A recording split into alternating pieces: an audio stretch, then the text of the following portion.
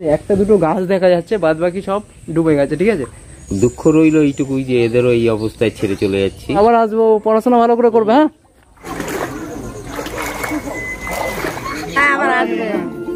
কষ্ট পাইলে কষ্ট কিসের, এটা আনন্দ পেয়েছি কি, আমার কষ্ট কিসের। Tata tata tata.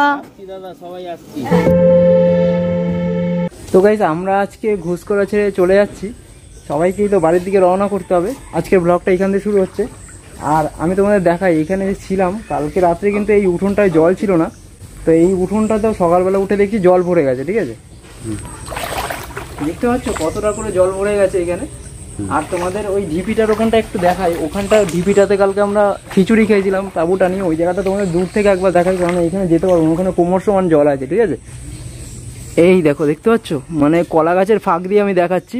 ঠিক আছে, একটা দুটো গাছ দেখা যাচ্ছে, বাদ বাকি সব ডুবে গেছে। ঠিক আছে, আমরা যে ভেলাটা বানিয়েছিলাম সেই ভেলাটা পাশের বাড়ি জল উঠে গেছে, তো তাদের আমরা দিয়েছি, তাই জন্য নিয়ে গিয়ে তোমাদের দেখাতে পারছি না। জীবনের যেখানেই শেষ সেখান থেকেই আবার শুরু। তো আমরা আসছি, দুঃখ রইল এইটুকুই যে এদেরও এই অবস্থায় ছেড়ে চলে যাচ্ছি, কিন্তু যেতে তো হয় একদিন। আবার দেখা হবে পরের। টাটা তো বলে দিয়েছি, আরেকবার বলে দিচ্ছি টাটা। আমাদের 7টায় ট্রেন, তাই তো? তো চলো ওইখানে একটা বাড়ি থেকে ক্যানটা পরে নেবো, তারপরে ওখান থেকে বেরিয়ে যাবো। ওদি চলো চলো, আসো আমাদের সঙ্গে। ওই ওদি চলো চলো, আবার আসবো, পড়াশোনা ভালো করে করবে। হ্যাঁ, চলো আসো।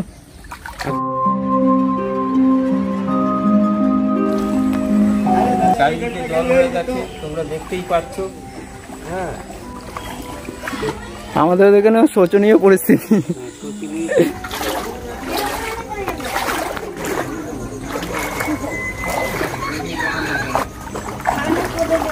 ভাবা যায় একটা মাঠের মতন, যেখানে গরু চড়ে বেড়ায়, বাচ্চারা খেলে বেড়ায়, সেই জায়গাটা পুকুরে পরিণত হয়েছে। আবার আসবে। কষ্ট পাইলে কষ্ট কিসের, এটা আনন্দ পেয়েছি কি, আমার কষ্ট কিসের। চলো আবার আসবা। ঠিক আছে, আসলাম তাহলে।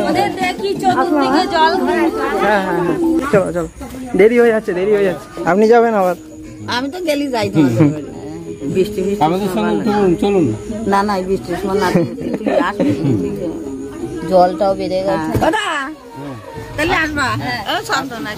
টাটা টাটা টাটা, সবাই আসছি। আসলাম।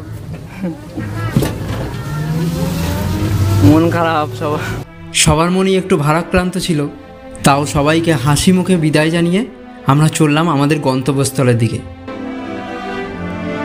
পুরো মাঠ ডুবে গেছে, দেখেছো? আপাতত আমাদের গন্তব্যস্থল ঘুষকরা স্টেশন। আমাদের টিকিট ফিকিট কাটা কমপ্লিট, আমরা প্ল্যাটফর্মে পৌঁছে গেছি। আমাদের কটায় ট্রেন? 7টায়। তোমরা কটায় ট্রেন গো? 7টায়। তো 7টায় বিশ্বভারতী। আর আমি না এক রাত্রে নেমেছিলাম ঘুষকরাতে। সকালের ঘুষকরার প্ল্যাটফর্মটা তোমরা একবার দেখো।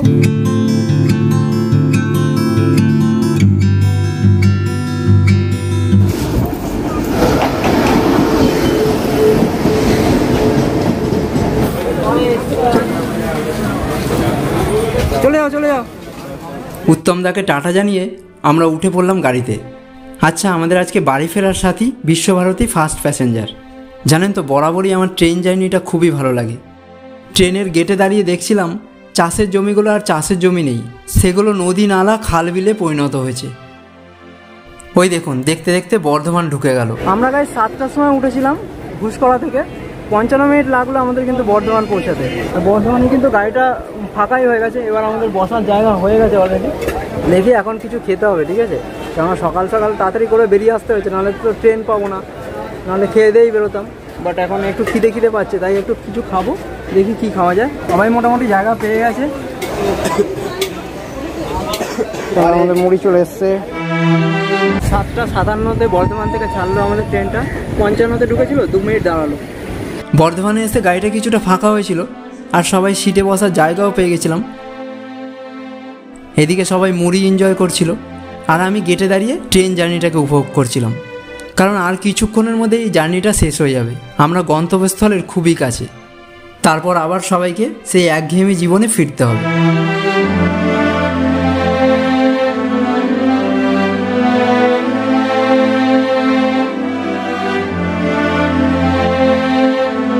ছেলেও দিয়েছে। এখন আমার ঘড়িটা জাস্ট চার্জ শেষ হয়ে গেছে, তাই আমি দেখাতে পারছি না। ওই দেখুন, বলতে বলতে চুচড়োও চলে এলো।